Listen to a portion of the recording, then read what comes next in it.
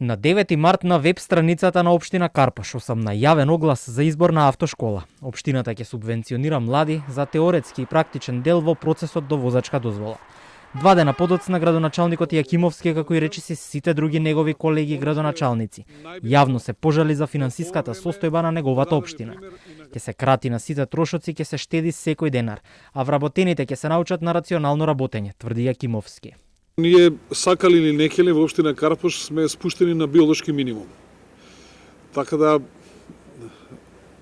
она што во изминативе денови беше моја препорака, прво сите возила да се наполнат со бензин и второ да максимално се редуцираат излегувањата од општина, односно кога се излегува, кога се оди на терен, да повеќе работи се вршат во исто време.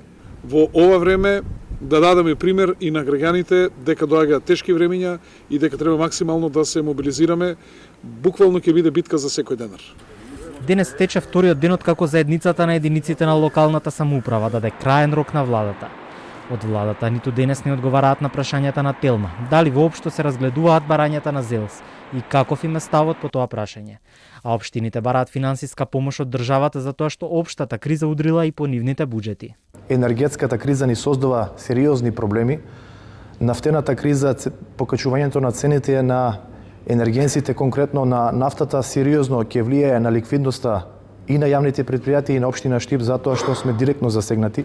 Во една прилика кон средината на минатиот месец, премиерот Ковачевски до ЗЕЛС порача дека влијание во кризата имаат и дел од градоначалниците со некои од своите нереални и економски невозможни ветувања од предизборието.